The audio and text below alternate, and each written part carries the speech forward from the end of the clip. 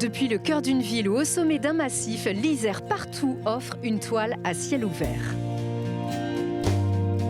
Depuis toujours, les artistes immortalisent leurs émotions et symbolisent leur inspiration au gré de leur pinceau. D'ici ou d'ailleurs, les peintres racontent l'Isère, les mouvements artistiques traversent les générations.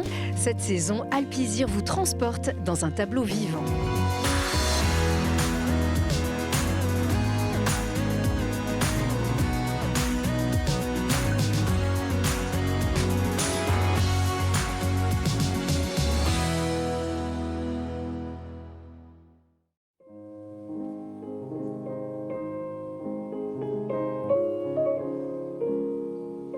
Tout se prête ici à la contemplation. Nous sommes au jardin du musée Hébert, la demeure du peintre du 19e siècle, Ernest Hébert. Bonjour Fabienne Pluchart. Bonjour. Vous êtes la conservatrice de ce musée situé à La Tronche, un lieu qui est très fort en histoire et l'histoire de nos peintres.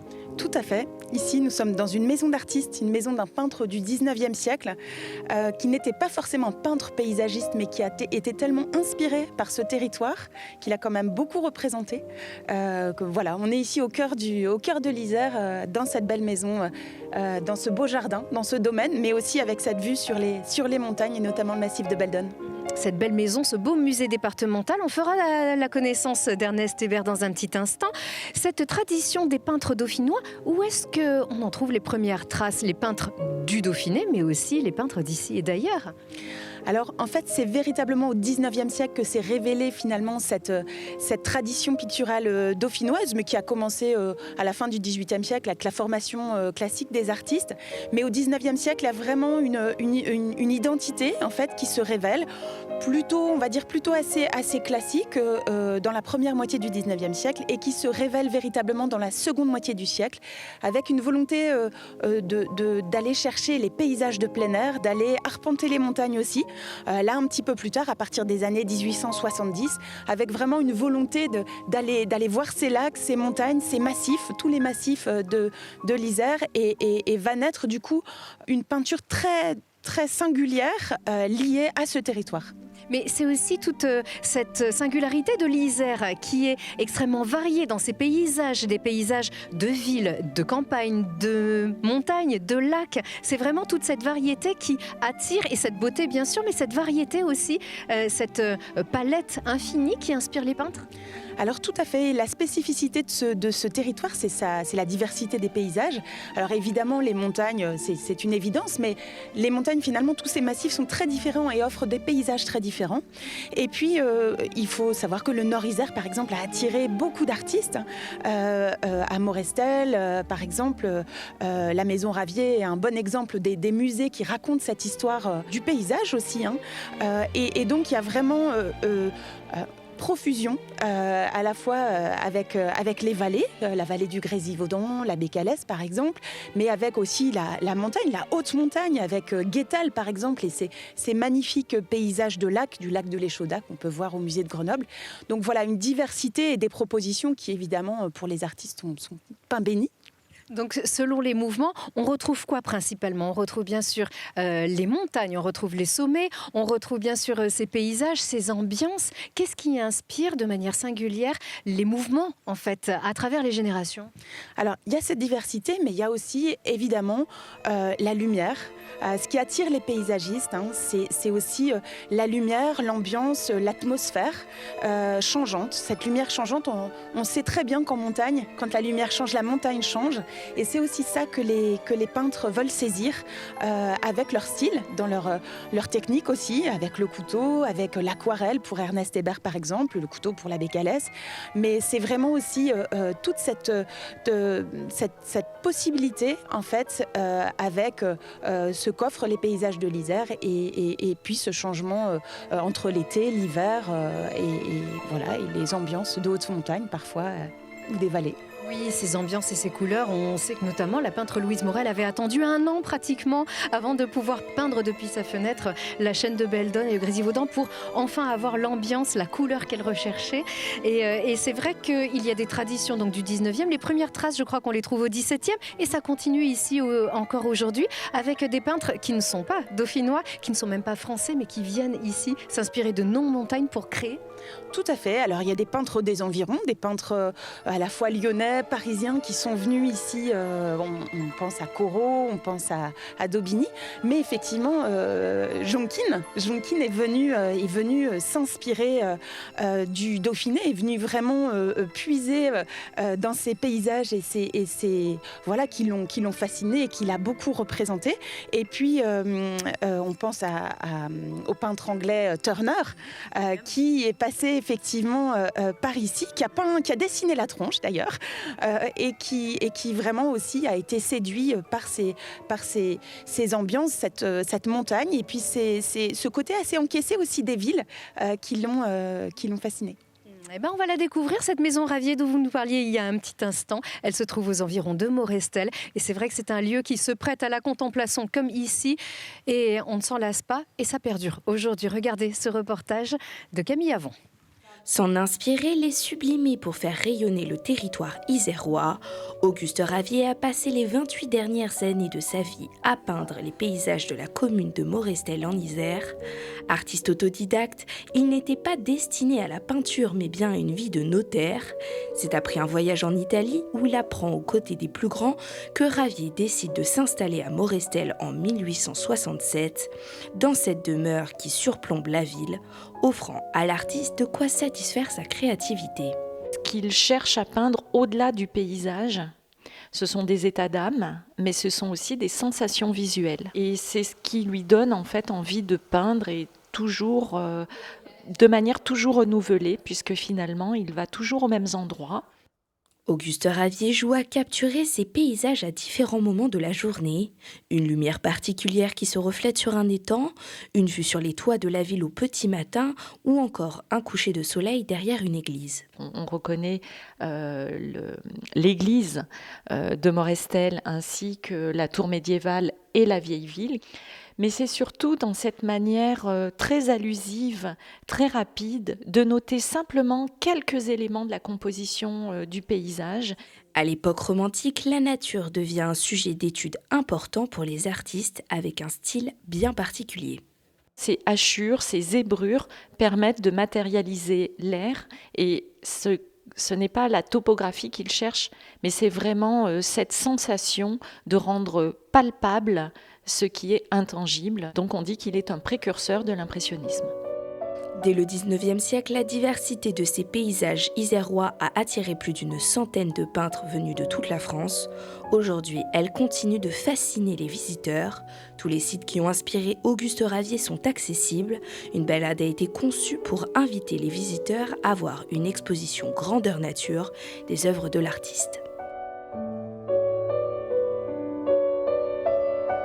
Et vous pouvez prolonger cette expérience en savourant un bon petit plat local à l'Auberge des Peintres à Haute-Vose. C'était un véritable QG des peintres, là où les précurseurs, nous apprend-on, les précurseurs de l'impressionnisme se retrouvaient jusqu'au début du XXe siècle. On peut toujours y admirer 2 fresques représentant les balcons du Dauphiné.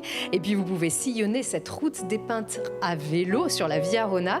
Sachez qu'entre Crémieux et Corbelin, un circuit thématique vous permet de plonger dans l'inspiration et de vivre les tableaux avec des panneaux explicatifs comme à l'étang de Bas à Hyères-sur-Amby ou au Lavoir à Haute-Vose.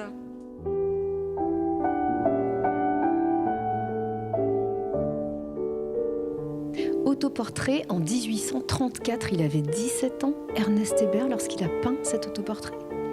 Tout à fait, un beau morceau de bravoure et un tableau, donc un autoportrait fait par Ernest Hébert, de lui-même devant un miroir qu'on a. C'est un joli miroir rond qui est présenté dans le musée. Et surtout, Ernest Hébert a voulu prouver qu'il était un bon peintre et il a envoyé ce tableau à Paris en prévision de monter à la capitale pour se former et pour devenir encore meilleur et se former à l'école des Beaux-Arts. Mais qui était Ernest Hébert ? Alors Ernest Hébert, c'est un fils de notaire de plusieurs générations de notaires, donc il était plutôt attendu dans le domaine du droit, et il a d'ailleurs fait du droit jusqu'à cette période-là. Et à partir du moment où il a réussi à percer en tant que peintre, à gagner le Grand Prix de Rome, à ce moment-là, il a pu laisser tomber le droit pour se consacrer entièrement à sa passion, qui était l'art. Il a été très soutenu par sa mère et qui lui a donné en héritage cette maison dans laquelle nous nous trouvons. Et que sa femme a permis de réaménager par la suite en musée, mais qui a été préservée. Tout à fait. Sa femme, Gabrielle Hébert, qui a eu un rôle très important dans la transmission de l'œuvre d'Hébert, dans la connaissance de cet artiste. Ils avaient 30 ans d'écart, mais elle a été son élève. Et surtout, elle a vraiment souhaité réunir un maximum d'œuvres. Et c'est elle qui a créé le premier musée consacré à Ernest Hébert dans cette maison en 1934. Où il repose, d'ailleurs. Où il repose, tout à fait. C'est la particularité de cette maison quand même, c'est qu'il y a sa tombe effectivement dans le parc, un très beau monument d'ailleurs que je vous invite à découvrir. Et au crépuscule de sa vie, on retrouve du crayon, de la couleur, du pastel. Tout à fait. On est ici devant une boîte, en fait. Cet objet, finalement, c'est à la fois des dessins, mais c'est aussi tous ces éléments. Et c'est une boîte souvenir qui a été réalisée par son épouse Gabrielle Hébert, juste après la mort du peintre. Et c'est un souvenir des derniers dessins qu'il a réalisés à l'île d'Amour, sur les bords de l'Isère. Et vous avez raison, c'est un crayon ici, et ici, un pastel, avec sa boîte de couleurs, ses crayons. Et en fait, ça montre bien cet intérêt qu'il a toujours eu d'aller dessiner comme ça à proximité et de faire des paysages qui sont finalement assez touchants. Il est vraiment à la veille de sa mort. On est en 1908 et on voit qu'il a des belles capacités encore à dessiner. Et puis on devine les sommets à l'arrière-plan. Oui, et qui sont là uniquement pour la perspective, en fait, finalement. Tout à fait. Il a juste installé le décor, il a posé le décor. Et puis, ce qui est intéressant, c'est ce travail des reflets. En fait, là, il n'y a finalement pas de couleur, c'est que du crayon, mais on devine, en fait, cette eau mouvante. Et c'est ça qui est aussi assez beau dans ce dessin. Donc une boîte à souvenirs pour son épouse. Et alors on a fait la connaissance bien sûr de Ernest Hébert et Gabrielle, et d'autres couples aussi en Dauphiné ont vraiment marqué l'histoire de l'art en Dauphiné. On pense spontanément à Jules Flandrin et Henriette Doloras. Tout à fait, Jules Flandrin, Henriette Doloras, un beau couple. Et voilà, Jules Flandrin, on est ici à la Tronche et Jules Flandrin était de Coran. Hein. Enfin, on sait d'ailleurs qu'ils étaient voisins, Jules Flandrin et Henriette Doloras. Ils avaient pas mal d'écart d'âge aussi, un petit peu comme Gabrielle Hébert finalement et Ernest. Et c'est un couple qui est assez touchant parce que finalement, il a fait carrière, il est monté à Paris et on va dire qu'il a un peu devancé sa carrière à elle, mais il lui a prodigué des conseils, il lui a apporté il l'a aidé notamment à se mettre au pastel, et c'est vraiment là qu'elle va se révéler, et elle-même va être entre l'Isère et Paris, où elle va aussi plutôt représenter, on va dire, les cafés, la vie parisienne, vraiment cette ambiance que je trouve assez géniale avec ses pastels, et alors que Flandrin, lui, va régulièrement revenir en Isère et faire des paysages. C'est quelque chose qui fait des grands formats parfois et des paysages colorés avec des aplats vifs, et un très beau couple, effectivement, avec des styles assez différents. Oui, on apprend aussi dans ce magazine qu'elle est décédée très jeune, à 40 ans. Tout à fait. Elle est décédée très jeune, je crois, vers 1940, par là. Et donc, un couple qui a été important l'un pour l'autre, mais finalement sur une durée assez courte. Oui, tout comme Marcel Samba et Georgette Agut. Alors, parfois, c'est vrai qu'à Grenoble, vous pouvez traverser le boulevard Agut-Samba. Beaucoup ne savent pas qu'il s'agit de deux artistes différents, donc un couple majuscule, vraiment.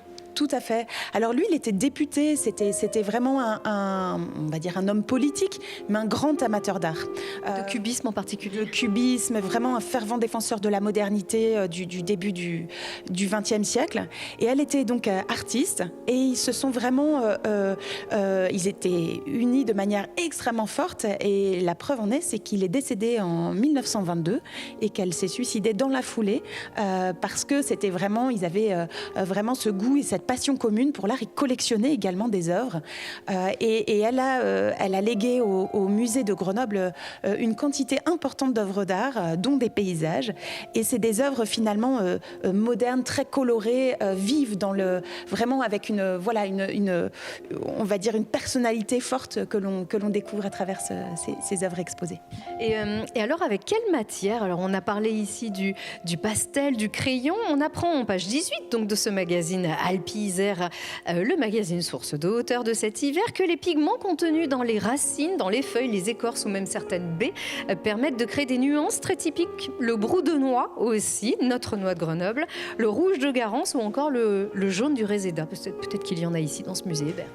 Alors, pas à ma connaissance, mais c'est vrai qu'il y a tout un travail autour du pigment qui est extrêmement intéressant. Les pigments naturels, les pierres aussi, le charbon. On broie des couleurs. Et pendant longtemps, avant d'avoir des tubes avec de la couleur pour aller peindre dans la nature, eh bien, on a dans les ateliers des petites mains qui broient les couleurs et qui les fabriquent avec ces éléments naturels. Exactement. Merci beaucoup de nous avoir accueillis, Fabienne Pluchart, dans ce magnifique musée Hébert, musée départemental.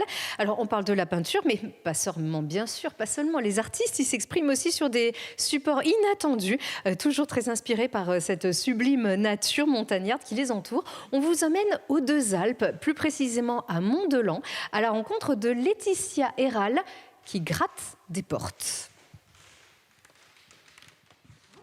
Donc voilà, ça c'est le bois comme je l'ai reçu, et donc brut. Et pour faire ressortir un peu plus les veines, je suis venue le brûler dans un premier temps. Et après, en fait, pour celui-ci, j'ai appliqué une couleur, voilà, pour faire ressortir un petit peu le tout. C'est dans ce village de Mont-de-Lan, vers les Deux Alpes, que Laetitia joue avec la matière. Et son petit chouchou, c'est le bois. Laetitia est artiste muraliste. Avec ses animaux sauvages et autres créations, elle insuffle une nouvelle jeunesse et vitalité aux planches. C'est d'inscrire le bois dans le durable, et puis de lui donner une dimension artistique, de donner un peu une âme, une ambiance, ou du caractère à des choses devant lesquelles on passe tous les jours. Des fois aussi, je peux récupérer par exemple des volets, des maisons quand on les change parce que leur fonction est arrivée à bout, mais qu'ils font partie de l'histoire de la maison. On en fait un objet de décoration autrement, donc voilà, on ne jette pas et on en fait quelque chose de beau. Et pour en faire quelque chose de beau, il faut adopter une approche différente de celle du dessin classique. Plutôt que de travailler d'abord sur les ombres, avec le bois, la clé est de creuser pour trouver la lumière. C'est une matière qui noble, c'est une matière qui est authentique. On en a toujours vu, on en a toujours eu. Ça a toujours été apprécié et c'est surtout une matière qui est pleine de surprises parce qu'il n'y en a pas un seul qui est pareil. Il y en a qui ont vécu l'humidité avec la neige, avec la pluie, avec le soleil. Donc c'est une matière vivante et qui crée des nuances complètement improbables et surtout beaucoup de surprises qu'on n'a pas sur une toile blanche. C'est beaucoup plus vivant à la base. Alors qu'une toile blanche, on va lui donner vie. Le bois, il nous donne sa vie pour pouvoir créer. Également peintre sur toile, mur, placo, béton, les talents de Laetitia sont pluriels, mais l'artiste, elle, reste singulière. Et que faire après avoir pisté le chemin des portes de Laetitia? Eh bien, vous pouvez tester le vertical et vous initier à l'escalade sur glace sur les falaises du lac Besson. C'est dans l'Oisans. Alors, renseignez-vous bien sûr auprès des guides de l'Alpe d'Huez qui vous accompagneront. Et puis, est-ce le verre Chartreuse ou le verre de Chartreuse qui vous inspireront davantage? Nous, c'est la Chartreuse tout court qui nous inspire et qui nous ébahit sans cesse. C'est votre cas, Didier Bic. La Chartreuse, c'est un énorme coup de cœur. Oui, c'est un coup de cœur qui date de très longtemps, quand je suis venu habiter dans le Grésivaudan. Donc voilà, et qui m'a conduit à essayer d'y mener quelques actions, et notamment d'exploiter le petit domaine skiable du col de Porte. Oui, vous êtes exploitant du col de Porte, de cette station, vraiment petite station familiale où vous avez skié aussi lorsque vous étiez enfant aussi dans vos vieux souvenirs? Alors moi non, parce que je ne suis pas grenoblois d'origine, mais mes enfants oui, ils ont skié bien évidemment, ils ont tous appris à skier là. Et vous avez appris à skier où? Moi j'ai appris à l'Alpe d'Huez, voilà. Donc, mais c'est un plus grand domaine, mais à l'époque, c'était vraiment les débuts du téléski de l'Éclose que tout le monde connaît et qui a fait la réputation de l'Alpe d'Huez à ses débuts.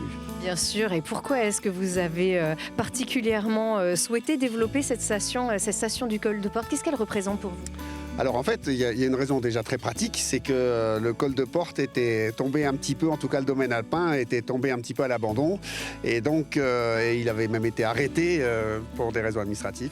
Donc voilà, l'idée c'était de reprendre et de remettre en route ce site, qui est un site magnifique, et qui est aussi l'apprentissage du ski pour les gamins. C'est voilà, le ski et la montagne d'une manière générale. C'est tellement magnifique que l'idée c'était de pouvoir la partager et la faire connaître aux enfants, alors par le ski alpin, mais aussi par d'autres choses, ce qu'on essaie de faire actuellement. Bien sûr. Alors moi, c'est ici que j'ai notamment appris à skier, donc bien sûr que ça me parle. Mais ce qui vous parle aussi, c'est d'admirer les sommets. Vous êtes un amoureux de la montagne. Vous ne vous lassez pas de ces contemplations de nos massifs vers la Chartreuse ou vers Belledonne. Qu'est-ce qui vous fascine toujours autant ? Ah ben, si vous parlez de Belledonne, on a en face le panorama sur Belledonne quand on habite dans le Grésivaudan. Il est magnifique et on s'en lasse pas parce que il change tous les jours. C'est en fonction de la lumière, des couleurs. C'est incroyable. On s'en lasse jamais. Et la Chartreuse, évidemment, aussi, puisque donc, nous, on a la chance d'avoir soit des points de vue contemplatifs. Quand vous êtes en haut du Charmençon, vous êtes en poste avancé sur les Alpes et vous avez un panorama exceptionnel qui vous permet de voir, évidemment, le Mont Blanc, mais aussi les écrins et toutes les Alpes en un seul coup d'œil. Donc ça, c'est magnifique. Et puis moi, j'avoue que j'aime bien, au détour de certains virages, quand vous montez de Saint-Pierre-de-Chartreuse vers le col de Porte et vous avez Chamchaude avec sa silhouette extrêmement élancé, qui est magnifique, au détour d'un virage. Ouais, je trouve ça sur les routes très très surprenant. Et en Chartreuse, on a beaucoup ça. On l'a aussi vers le Granier aussi. Quand on débouche vers le col du Granier, en venant de Chambéry, d'un seul coup, on se retrouve avec ce monstre-là juste devant. C'est magnifique. Ouais. Et il vous arrive, alors forcément, vous croisez des sportifs, il vous arrive de croiser des peintres sur ces routes et sur ces sentiers ? Alors, on voit de temps en temps des peintres amateurs qui se posent effectivement dans quelques clairières, parce qu'on a l'avantage quand même d'avoir beaucoup de changements de paysage, puisque c'est très vallonné, hein, la Chartreuse, enfin c'est plus que vallonné. Hein. Et donc dès que vous passez un virage ou un coin de route, vous avez un paysage qui est totalement différent. Donc on en retrouve beaucoup à droite à gauche, effectivement, des gens qui se mettent au pinceau comme ça, dans un champ ou sur un bord de route. Et ces couleurs qui changent aussi selon les saisons, elle est verte, elle est chartreuse verte, l'automne flamboyante.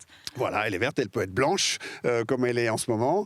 Et puis, oui, les couleurs changent tout le temps, évidemment. Toutes les couleurs, quand vous regardez notamment Chamchaude depuis le col de Porte, les couleurs, vous avez un panorama, un panel de couleurs exceptionnel sur toute la façade de Chamchaude d'ailleurs, hein, parce que ça change d'un côté à l'autre de la façade. Et oui, toujours. Et on se demande aussi comment est-ce qu'on peut aménager la montagne et la protéger, puisqu'elle vous est chère et ces paysages vous sont chers. Cette équation, elle est facile à trouver ?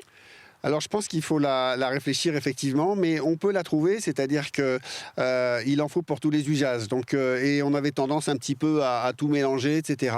Et je pense que pouvoir partager la montagne, alors bien sûr l'été avec les alpagistes, les gens qui souhaitent de la promenade, les gens qui souhaitent faire un petit peu des activités. L'hiver c'est pareil. Aujourd'hui au col on a du ski alpin, on a du ski nordique, on a de la raquette, on a de la rando. Et l'idée c'est de pouvoir faire en sorte que on n'ait pas de conflit d'usage et que chacun puisse faire ce qu'il a envie de faire. Quand vous êtes randonneur, vous n'avez pas envie forcément d'être au milieu des enfants qui sont en train d'apprendre le ski et qui, eux, sont là pour jouer. Donc, un petit peu séparer les sites, comme on peut avoir côté prairie pour l'apprentissage, côté Chamchaude, qui est plus, pour moi, la montagne libre, l'accès libre avec la randonnée, le ski nordique, la raquette, et puis peut-être un espace plus ludique, et puis le Charmençon, qui est aussi assez contemplatif, mais avec quand même une petite auberge en haut, voilà, de quoi avoir un petit peu d'activité, notamment estivale. Tout à fait. Et on peut aussi se restaurer aux Trois Sommets, hein, après avoir fait toutes ces belles découvertes, les Trois Sommets. Il paraît qu'on y mange très bien dans cette auberge, c'est écrit. On y mange très bien et en plus on y fait de plus en plus de séminaires d'entreprise qui viennent là pour se faire à la journée ou sur 2 jours, se mettre au vert pour pouvoir mieux réfléchir et mieux aussi se connaître entre les équipes. Exactement, se ressourcer. Est-ce que vous dessinez, vous peignez aussi ? Quel peintre êtes-vous ? Alors moi je suis très mauvais en peinture. Moi je suis plutôt côté musique, mais je suis pas très très bon sur la peinture, j'avoue. J'aime bien regarder et voilà, visiter les musées, mais j'avoue que je suis pas très. Non, moi personnellement je suis pas très fort là-dessus. Bon, eh bien, je vais vous amener à la découverte d'un artiste. Alors il s'appelle Mad, ça veut dire un peu fou, et pourtant il est pas si fou que cela. Il ne se lasse pas de peindre la montagne selon des codes très particuliers. Merci beaucoup Didier Bic. De nature, j'aurais tendance à être un peu brouillon.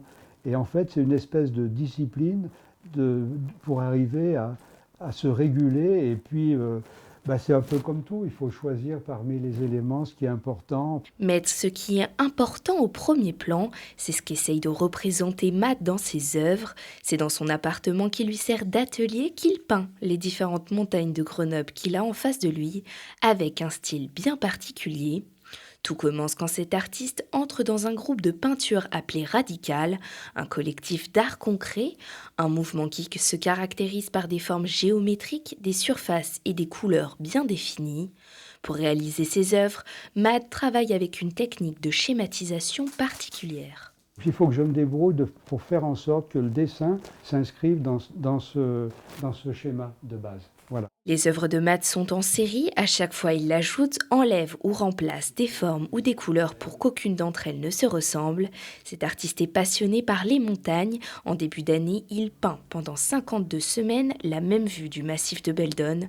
Pour lui, le paysage qu'il voit depuis sa terrasse est son terrain de jeu préféré. En fait, c'est ce qui m'a amené à la peinture géométrique que je pratique toujours aussi, c'est la simplification du paysage de montagne. Donc la verticale de la falaise et la ligne d'horizon.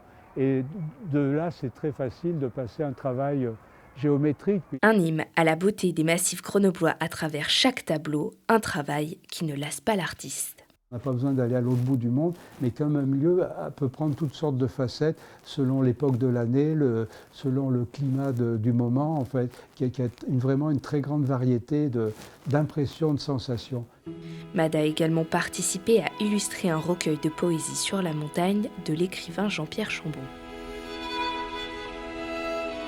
Et on n'oublie certainement pas le Trièves ou la Matésine, sublimée entre autres par Édith Berger. Et cette adresse incontournable des amateurs d'art, le Café des Arts à Main, c'est ces fresques réalisées par Gustave Riquet en 1896 et qui sont classées monuments historiques. Et vous pouvez bien sûr enrichir vos connaissances et préparer vos itinéraires picturaux en parcourant ce magazine Alpizir, le magazine source de hauteur. Merci et à vos pinceaux.